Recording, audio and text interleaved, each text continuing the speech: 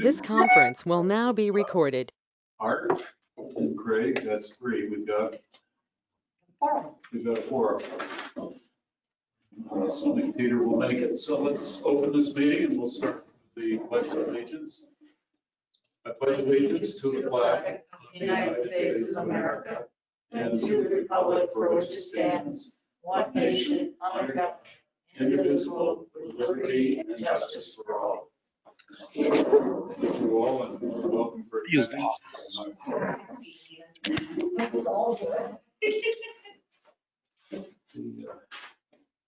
The agenda this evening normally has more items on it, but for whatever reason, under sections 2 under the clerk, it was nothing new. I think though Anita, you'll get a couple of things, but we can just. I should just mention that there were no members of the public who requested specific time to address the board tonight. So we'll move, with that having been said, we'll move into section 2, which is clerk items.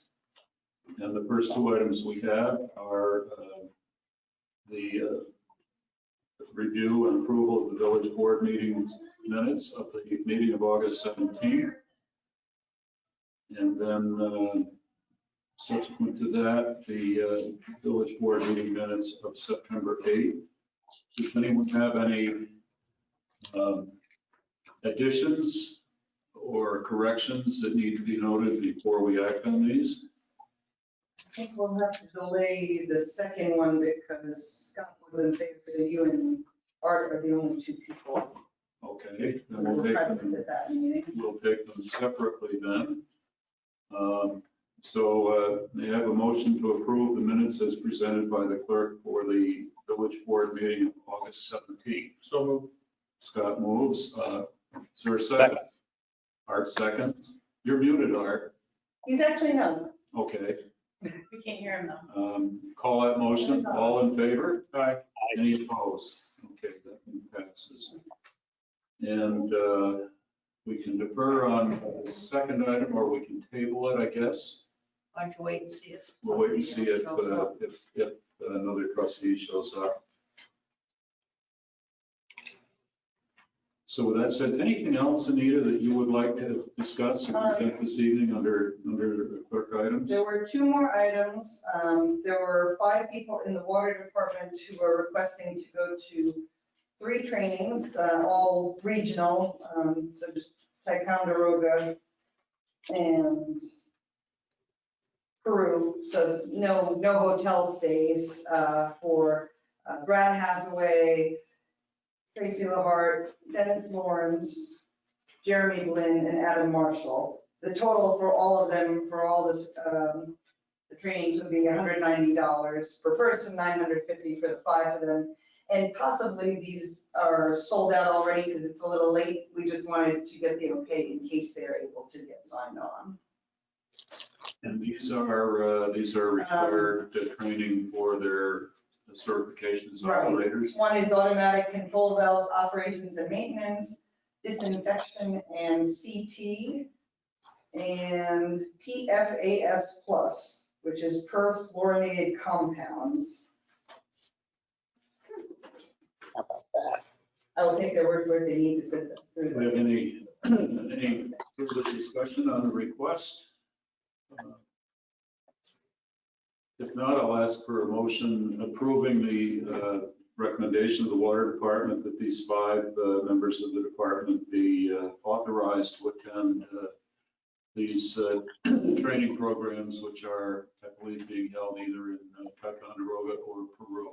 Mm-hmm. So move. Second. Moves. Second. Art did second. Art second. He said it. We're not hearing him. No. All in favor? Aye. Any opposed? Okay, that's done. Any other items? One more item, just today, the request came in from the American Legion Post 326, requesting that Veterans Day Parade be held on Wednesday, November 11th, in the event that the COVID-19 restrictions are lifted. You received a copy. Okay. And they're requesting a parade permit, and that generally involves our fire and police and I think EMS services, which are separate from the village, but all participate in that parade, and it requires hours, probably about 30 minutes of Main Street time. Would start at 11 o'clock on November 11th, and flag exchange ceremonies at 11:20, and then they usually follow it up with a very simple lunch program in the American Legion for any members of the public that wish to attend. So if I could have a motion authorizing that, recognizing that it's conditioned upon the change, it's conditioned on the COVID-19 restrictions being lifted for public gatherings. I guess that's the best way to phrase it. Scott? Second. There you go. Good to hear from you. All in favor? Aye. Any opposed? Okay. And let it be noted that the mayor voted affirmative.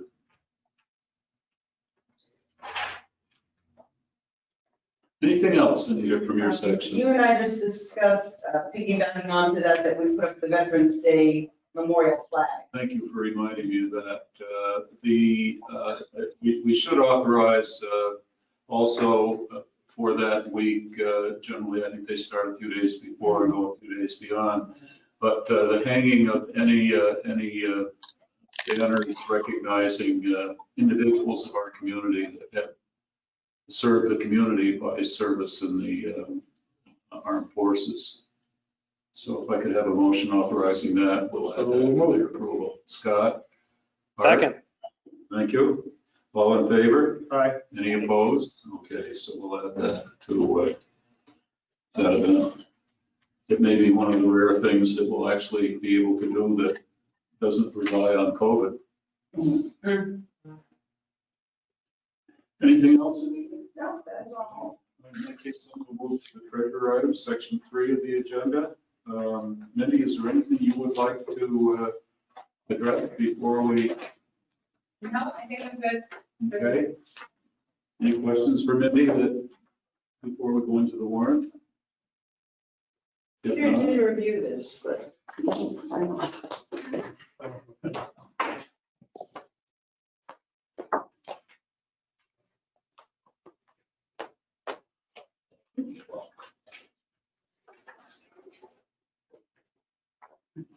If not, we have a basket full of bills to pay this evening, which are sitting here with the clerk. Bills to be paid as part of affidavit number 3 of the current budget year. Total $905,766.68.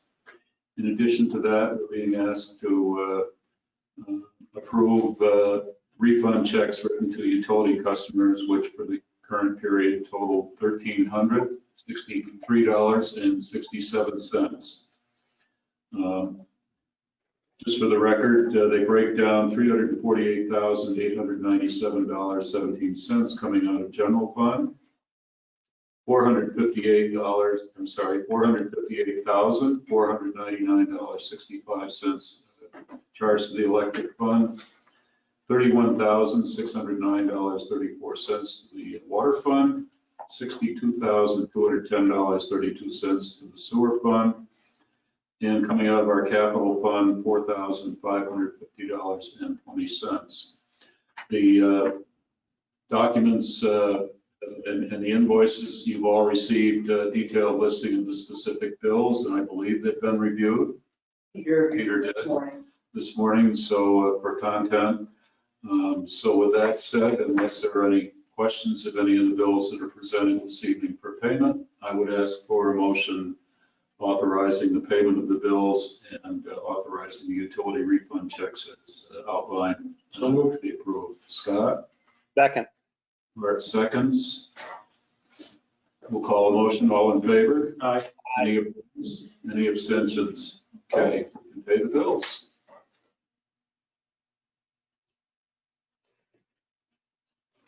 Any items of new business from anyone else that you wish to bring up tonight? Scott? Art? I do have one item that came up over the last few days, and I'm giving it some consideration. So under new business, I'm adding something. We from time to time get complaints about speeding vehicles in some of our neighborhood streets. At one time, I was getting them from Blueberry Hill largely had to do with vehicles that were using a bypass to get through with the village without coming up on the main street. More recently, Art had a discussion with a resident of Mill Pond Drive, and I have had occasional comments from Mill Pond residents that street, maybe because it's so straight and wide, for Verity and Lake Placid, that speeding is a problem out there. So in checking, the posted speed limit is 30 miles an hour. We do, whenever we get comments from people, we do make sure that there's extra attention paid to the offenders in that particular area. However, as you might realize with our limited law enforcement forces, it's difficult to be every place all the time. So with respect to that, I spoke with the chief of police and asked the chief if it was possible that we could place an electronic monitor out there, only to be told that we don't have that type of equipment. So what I have, and I'll scan these and get them out to everybody, but the chief today, working through the state contract, came up with a recommendation that I think makes some sense. Scott, this one for. Oh, no. Thanks, Scott.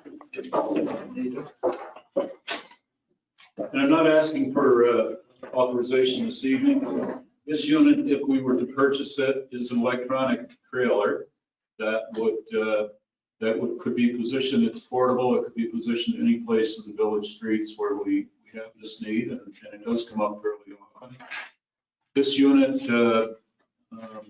has the ability to not only, it is a radar type of equipment, to register your vehicle's speed and tell you how fast you're going. It also would have a local sign under it that would indicate what the local speed limit is, which in the village is generally either 30 miles an hour or if posted 25, except for school districts, and 2 of those are posted here on the main street at 20. I don't know how many people even know that. But the interesting feature of this is that it has the ability to create a data bank of the vehicles going by, the time of day, the speed, which gives us more information than perhaps some of this equipment in the past. And that data becomes statistics that would allow this board and the village police department to maybe make better decisions about where to focus our efforts in terms of trying to keep speeding in the village down. The reason I'm bringing this up tonight is that as and when and if the Main Street reconstruction program gets approved, the traffic will be diverted onto village streets, and it will increase the traffic on such streets as potentially Hillcrest, certainly potentially McKinley Street, Mill Pond Drive. People will be looking to find their way around the main street, we think. So I think the investment in a piece of equipment such as this, at this time, it would be useful to help address the neighborhood complaints we get about speeding. This is a unit that can be parked in a neighborhood on the street for an indefinite period of time, whereas typically we only have 1 or 2 mobile units out in the village at any given time. So I'm just distributing this information tonight with the explanation of why it came up, and would suggest that we have some further discussion in our upcoming work session, which will be next Tuesday, if you wish, and then I would put it back on the agenda for action at the next board meeting. So it would be the first meeting in October. Boy, this year's going by. So any thoughts or reactions? I realize I'm springing it on you. I only got this afternoon. So this is a state contract purchase if in fact we were to elect to purchase this particular unit. I would ask Art and Scott, who are the commissioners for the PD department, to give it your attention, and maybe at our work session, you can provide a little bit more clarification on why this unit would be useful for the village. It does come at a cost of, I think, about roughly $9,500, so it's not an insignificant purchase, but it appears to be well built. And I've seen these in use. Saranac Lake uses them occasionally over there, especially out on Lake Flower Avenue. That's where I usually see one. But I do think the time has come to try to respond in a manner which might be helpful also to the vehicle owners who may not realize that they're speeding. They may not be aware. I mean, although we have speed limit signs around the village, I think sometimes they're, you just don't see it when you're driving.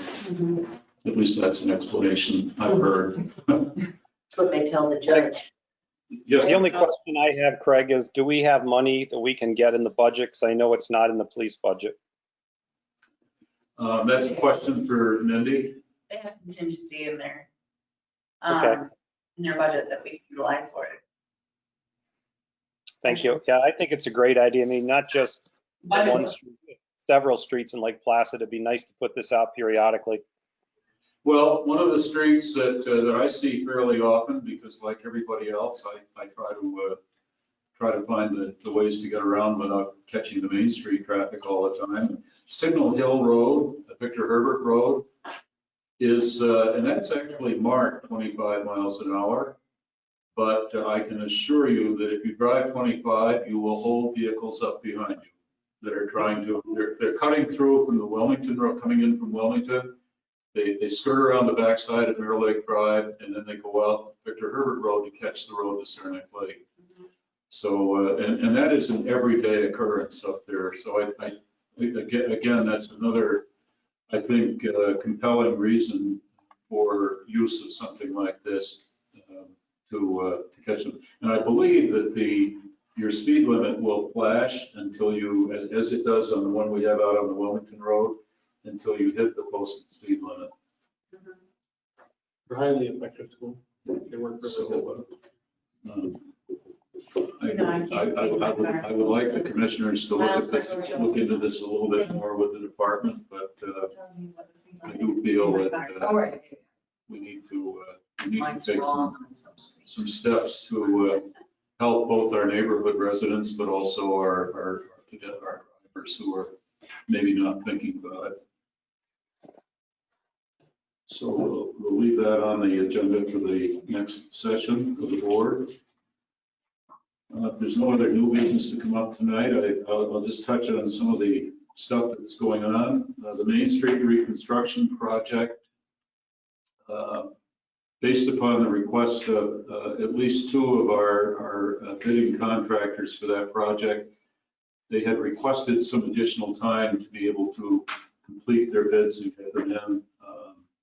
That time has been granted to them, and Main Street bids now will open on October 7th.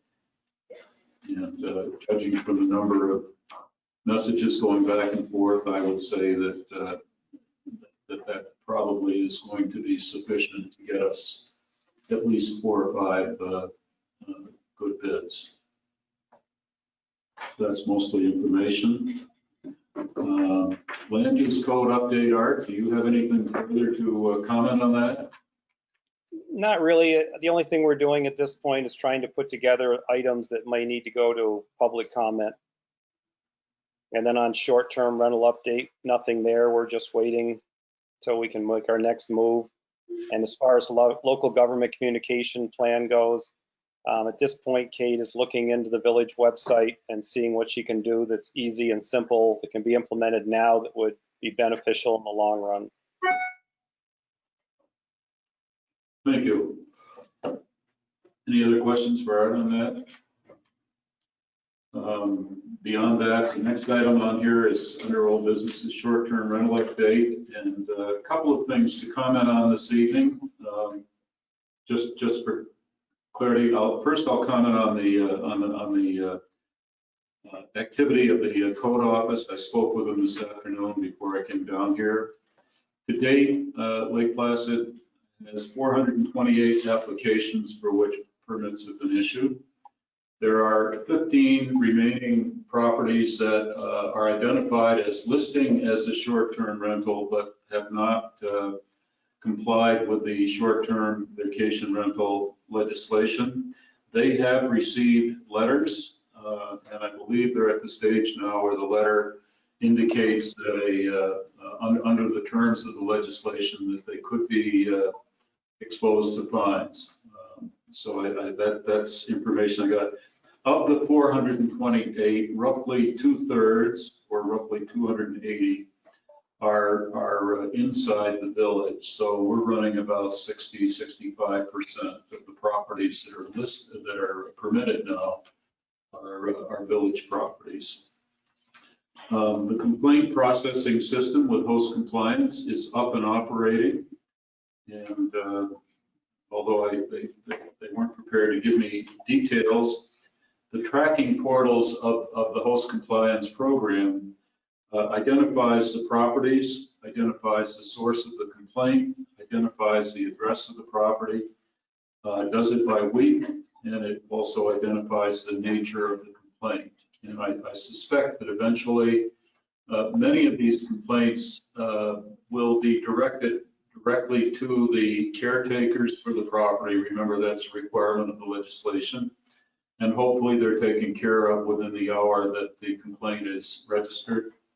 Others will get referred back to the code office where there's some particular issue that gets beyond or there wasn't a caretaker available. I did talk with Chief Moore, and he did indicate that this past weekend was relatively quiet, but we're out of the summer season now. And that there were maybe 3, possibly 4 calls that might have been related to vacation rental activity. And those tend to fall more in the category of nuisance calls where there's noise. So we will try to maintain the data so that we can keep this board up to date, and thus the community as to the progress of that activity. The second issue here, you may recall that at the last meeting, the chair of the Development Commission submitted a recommendation to this board and then subsequently to the town board requesting a moratorium on any further vacation rental permits.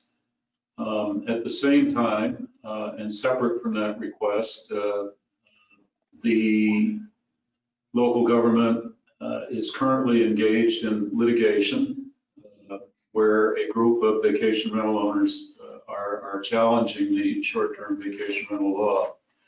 The recommendations of our respective counsel at this point, at least so far, have been to take no action on the moratorium request for the time being. That is not to say that we will not take that up at a point in time in the future.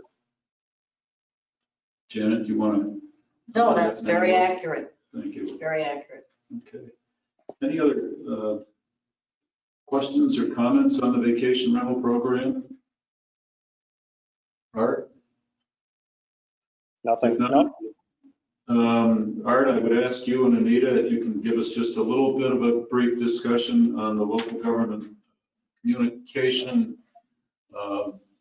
reorganization, if you would, or finding better ways to Yeah, that's communicate. the report I just gave you a minute ago. Really, at this point, they're looking at the website. They're finding what they can do that's easy and simple now that they can build on in the future. So there's not really a lot to report there. Okay. The objective of this undertaking by both the town and the village, which is being spearheaded through a committee of the Development Commission, is to try to come up with better websites, better media mechanism, and some of it may just be organization at sometimes. We recognize that this is probably a project that's going to be ongoing for a period of time, but we're looking right now for what I would refer to as the low-hanging fruit that we might be able to make our website a little bit more appealing, a little bit more user-friendly, and so that when you open up the front page of it, it isn't just a collection notices and that. So there is a serious effort underway to work that out. I'm hopeful that we can begin to improve that. The ultimate goal here is to figure out a way so that we as local government, whether it be town or village, have a mechanism that we can use to report directly to the community when there are activities taking place. That is, as we learned from experience this spring with the Main Street Outdoor Dining Project, we are severely limited when we're trying to put information out to the community.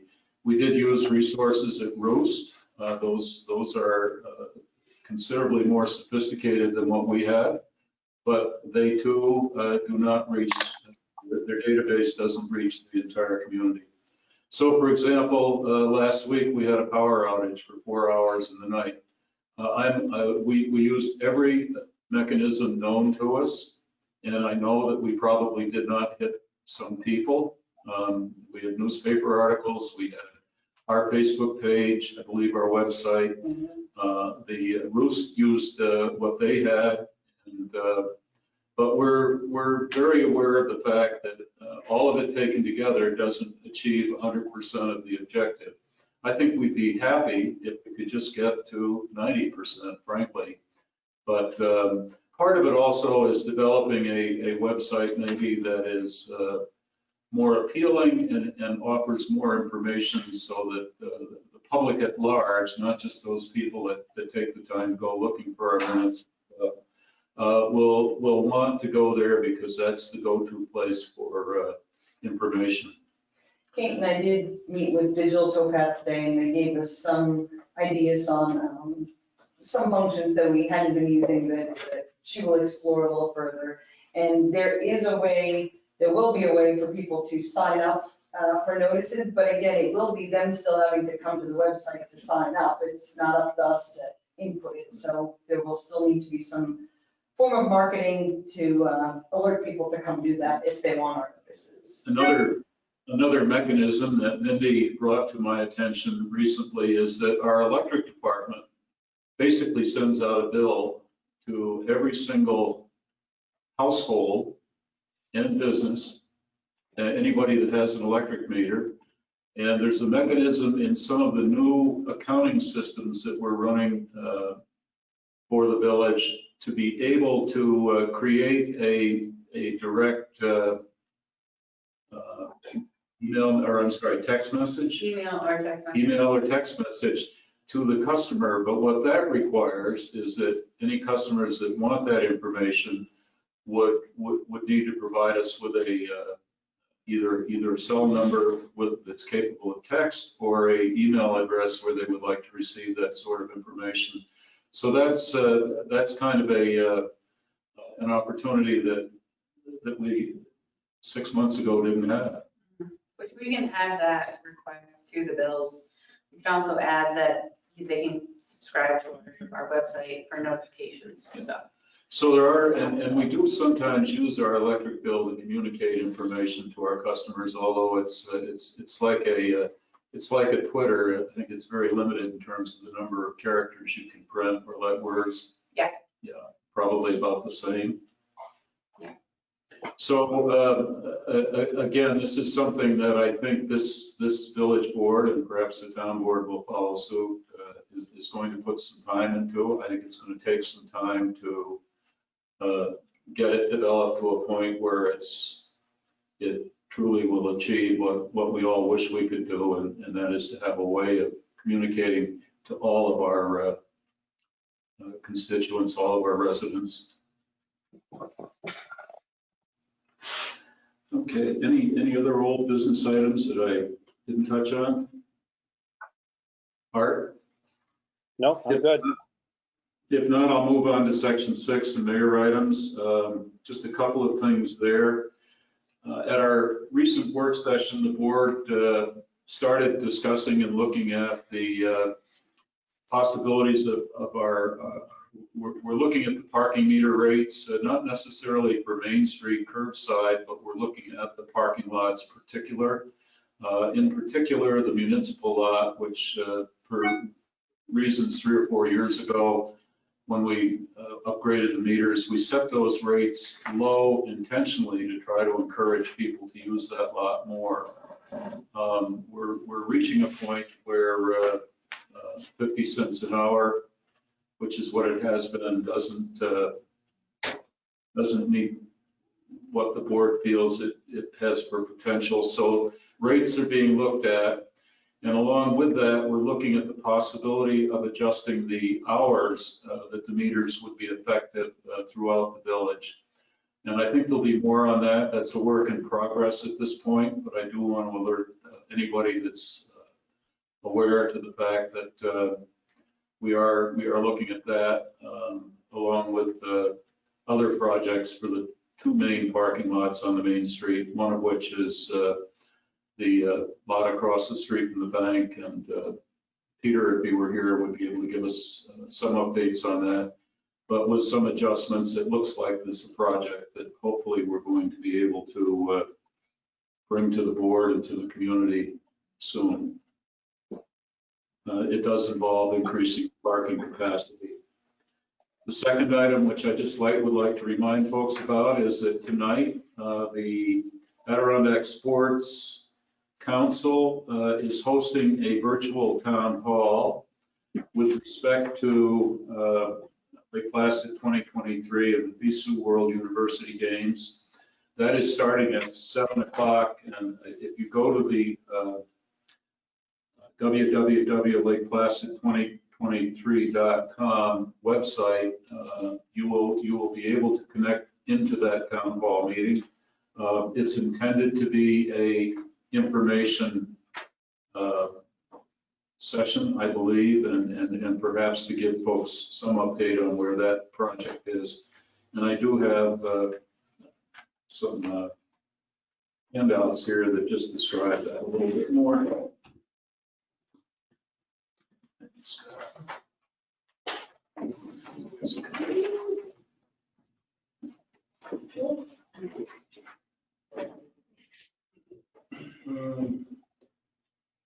That's pretty much all I have under mayor item right at the moment. Anything else, Anita, that I've missed? I don't believe so. Okay.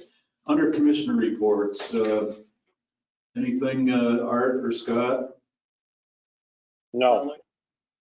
Okay.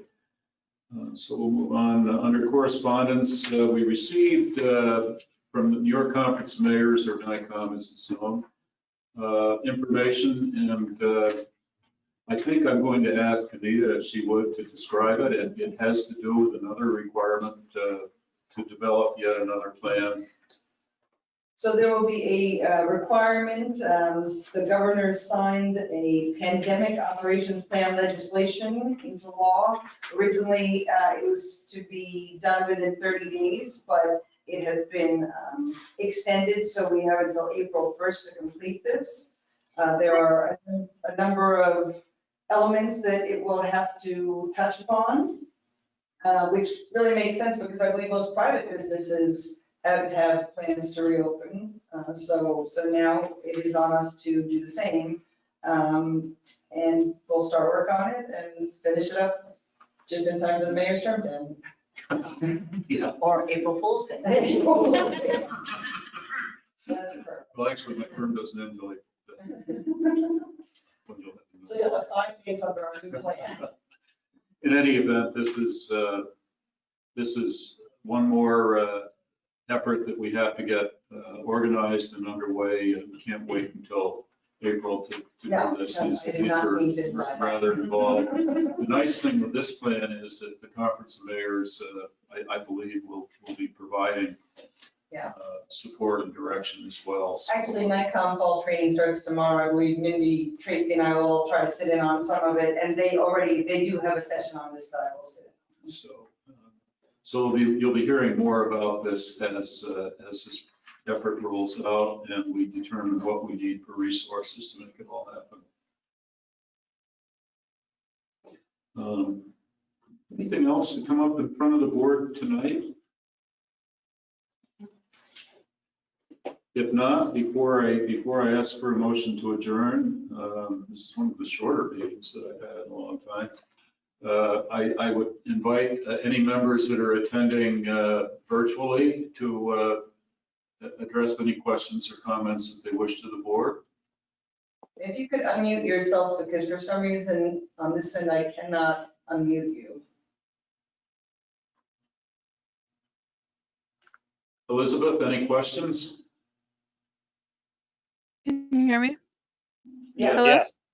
Yep. Hey, no, you actually answered all of my questions. I was going to ask about the Main Street project, and you answered those questions, so I appreciate that. Thank you. Thanks so much. Who else have we got on there? Wayne Johnson. Wayne, any questions, comments?